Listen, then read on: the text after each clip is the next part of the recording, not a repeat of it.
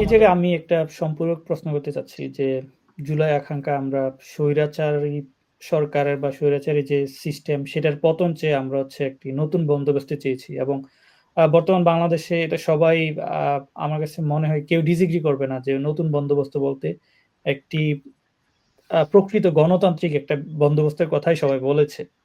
সে জায়গায় পার্টির ইন্টারনাল যে স্ট্রাকচার সেখানে গণতন্ত্র থাকাটা জরুরি এবং এই জায়গায় হচ্ছে আমি যতগুলো আলোচনা আমি দেখেছি সেখানে জামায়াতকে প্রশ্ন করা হতো।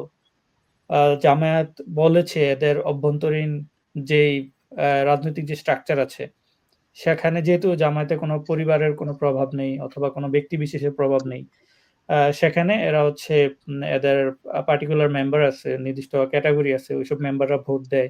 এট দ্য সেম টাইম শিবিরের যে স্ট্রাকচার আছে সেখানে এই সিস্টেম আছে। কিন্তু আমাদের যে মেইন ২ টা বাইনারি দল ছিল, একটা তো ফেসিবাদী দল আওয়ামী লীগ ছিল এবং তার সহযোগী ছাত্র সংগঠন ছাত্রলীগ, যেটি বর্তমানে নিষিদ্ধ ঘোষিত।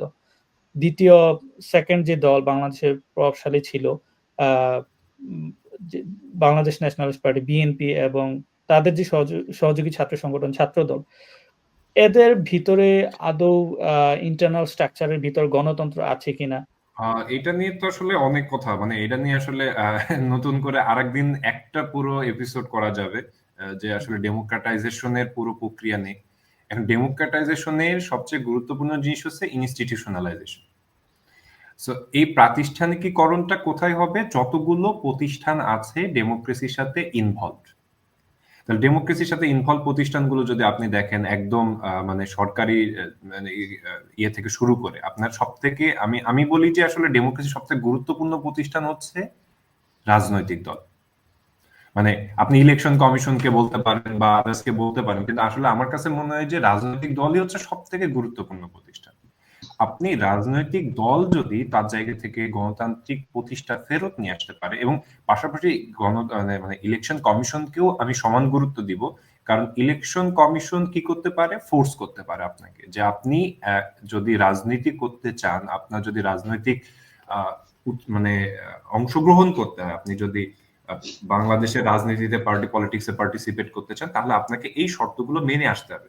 আমরা জানি যে নির্বাচন কমিশন কিন্তু একটা সাংবিধানিক প্রতিষ্ঠান, এবং নির্বাচনী মানে নির্বাচন কমিশনকে সবাই আসলে মানে একরকম কি বলা যায় যে ব্যঙ্গ করে কাগুজে বাঘ বলে।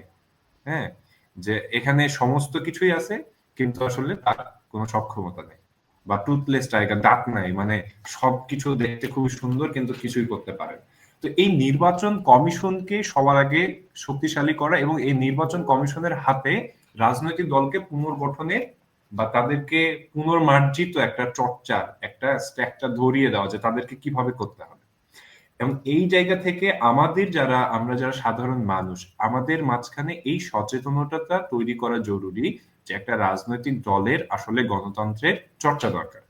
কিন্তু মজার ব্যাপারটা দেখেন যে আমরা গণতান্ত্রিক দলগুলোকে দুর্বৃত্তায়ন করছি। আমরা দুর্বৃত্তায়ন করছি বলতেছি, কেন বলছি? যে আমরা জানি যে রাজনৈতিক দল তো তারা তাদের জায়গা থেকে ক্ষমতা অংশগ্রহণ করে তাদের মানে ক্ষমতাটাকে তারা পেতে চায়, এটা তাদের দুর্বৃত্তায়ন, যে তারা ক্ষমতা পাইতে চায়। কিন্তু আমি একটা রাজনৈতিক দলে অংশগ্রহণ করি আমার নিজের স্বার্থের জন্য। আমি রাজনৈতিক দলে অংশগ্রহণ করি, আমি চাই যে আমি আমার ক্ষমতাটাকে চর্চা করতে চাই, এবং এই ক্ষমতাটাকে আমি কখনোই লিগালি চর্চা করতে চাই না। আসলে লিগালি তো ক্ষমতার অপব্যবহার, মানে লিগালি তো আসলে ক্ষমতা ব্যবহার করলে আপনি, এটা নিয়ে আসলে আরেকটা ডিসকোর্সের জায়গা, আসলে ক্ষমতাকে আসলে ব্যবহার করা যায় নাকি অপব্যবহার হয়। তো যখনই আমার কাছে রাজনৈতিক ক্ষমতার অংশগ্রহণের সুযোগ হচ্ছে, আমি তখনই এইটার অপব্যবহার করা শুরু করছি। এবং রাজনীতিতে আমি অংশগ্রহণ করি এটার জন্য যে আমি এতদিন ধরে ত্যাগ করলাম, এতদিন ধরে আমার স্যাক্রিফাইস, আমার মানে আমি ব্যবসা করতে পারি না, আমি রাজনীতি করার কারণে এটা করতে পারি না, ওটা করতে পারি না, তাহলে আমি এখন ক্ষমতায় আসছি বা আমি এখন ক্ষমতায় আসবো, তাহলে এখন তো আমার সময়। তো এই যে মানসিকতাটা, পাশাপাশি দেখেন যে আহ, আমরা প্রায়শই দেখি একটা রাজনৈতিক দলের বিভিন্ন পক্ষের মধ্যে গ্যাঞ্জাম, দুই পক্ষ, তিন পক্ষ, চার পক্ষ গ্যাঞ্জাম। কেন গ্যাঞ্জাম? কারণ তাদের পক্ষের নেতাকে নেওয়া হয় না, বা তাকে নেতা বানানো হয় না, বা তাদের যে মানে পলিটিক্যাল ফাদার আছে তাকে কেউ প্রেস করে নাই। তো এইগুলোতে আপনি যখন আসবেন, এই সমস্যাটা কেন? বিকজ আপনার আপনার পার্টিতে ডেমোক্রেসি নেই। আপনার পার্টিতে যদি ডেমোক্রেসি থাকতো, তাহলে আপনার পার্টি মেম্বার কেন আপনার বিরুদ্ধে যাবে? আপনার পার্টি মেম্বার কেন আপনাকে বলবে যে এখানে মানে আমাকে কেন ক্ষমতা দেওয়া হলো না? সে পার্টিতে ইলেকশন যদি হতো ঠিকঠাক মতো, সব যদি প্রক্রিয়া ঠিক মতো থাকতো, তাহলে তো এই গ্যাঞ্জামই তৈরি হতো না। তার মানে আপনি আপনার রাজনৈতিক দলের মধ্যে গণতন্ত্রকে প্রতিষ্ঠা করতে পারেন নাই, আর আপনি আসছেন যে রাষ্ট্রের গণতন্ত্র প্রতিষ্ঠা করবেন। এখন ভাবেন যে আপনার হাতে এদেশের গণতন্ত্র কতটুকু অনিরাপদ। তুমি তো বলতেছিলা যে হচ্ছে এই সরকার দুর্বল অথবা স্ট্রং এনাফ না, হ্যাঁ, টু ডু এভরিথিং। সুতরাং এখনকার ইলেকশন কমিশনের পক্ষে কি রাজনৈতিক দলগুলোর মধ্যে যে ডেমোক্রেটাইজেশনের অভাব আছে সেটা দূর করা সম্ভব আদৌ, নাকি এর জন্য প্রয়োজন একটা জেনারেশনাল লড়াই অথবা জেনারেশনাল গ্রাজুয়াল প্রসেস? হ্যাঁ, এই এই ইলেকশন কমিশন একটু চেঞ্জ করলো, পরবর্তীতে যারাই ক্ষমতায় আসবে তারাও এই ধারাবাহিকতা মেনটেন করলো এবং সেখান থেকে আরো সামনে গেল। ওকে, এটা এটা হচ্ছে যে এই সরকারের পক্ষে তো কোনোভাবেই সম্ভব না, কিন্তু এই সরকারটা কি করতে পারে? এই সরকার তো খালি রাস্তা দেখাতে পারে, জাস্ট বয়ে এই পথে আপনি আসেন, সেই পথে যাত্রাটা শুরু করে দিতে হবে। এই যাত্রাটা শুরু করেটা দেওয়াটাই হচ্ছে সংস্কার। সংস্কার মানে তো শেষ করে ফেলা না, মানে সংস্কার মানে আমি একদম সবকিছু রেডি করে ফেলছি এটা মানে তো সংস্কার না। সংস্কার মানে একটা অনগোয়িং প্রসেস। তো এই অনগোয়িং প্রসেসটাকে শুরু করে দিতে হবে। ফার্স্ট যে স্টোনটা আছে এটাকে সরাই দিতে হবে।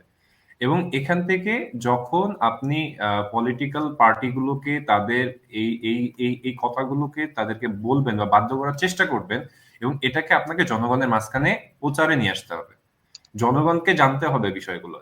এবং রাজনৈতিক দলগুলো দেখেন, রাজনৈতিক দলের সবচেয়ে গুরুত্বপূর্ণ একটা ভূমিকা হচ্ছে রাজনৈতিক জ্ঞান বিতরণ করা। মানে এটা কিন্তু রাজনৈতিক দলের খুব গুরুত্বপূর্ণ একটা ভূমিকা, যে সে কি করবে, মানুষকে রাজনৈতিক সচেতন বানাবে। And আমাদের রাজনৈতিক দলগুলো কি করে? আমাদের রাজনৈতিক দলগুলো মানুষকে অন্ধকারে রাখে। কারণ সে জানে যত বেশি অন্ধকারে রাখা যাবে তত বেশি তাদের কাছ থেকে সুবিধা আদায় করে নেওয়া যাবে। তাদেরকে কখনোই তারা রাজনৈতিকভাবে সচেতন তৈরি করে না। তাহলে এখন এই যে আপনি যদি মানুষকে বোঝাতে সক্ষম হন যে একটা গণতান্ত্রিক ব্যবস্থার জন্য একটা গণতান্ত্রিক দল দরকার, একটা মানে true functional Democratic political party দরকার, তাহলে আপনি মানুষের কাছ থেকে এইটা একটা গণমানুষের চাহিদাতে পরিণত হবে। আমার মনে হয় না যে মানুষের কাছে যেমনটা ফ্যাসিবাদ থেকে মুক্তি পাওয়া, আপনার গণতান্ত্রিক ব্যবস্থা পুনঃপ্রতিষ্ঠা হওয়া, বা আপনি মনে করেন যে মানুষের বাকি যে সকল আকাঙ্ক্ষা, সিভিল লিবার্টিজের যে আকাঙ্ক্ষাগুলো আছে, সেই আকাঙ্ক্ষাগুলোর মধ্যে রাজনৈতিক দলগুলোর সংস্কার হয়ে তাদের গণতান্ত্রিক চর্চায় ফিরে আসা, এই আকাঙ্ক্ষাটা আমার মনে হয় যে কোথাও নেই।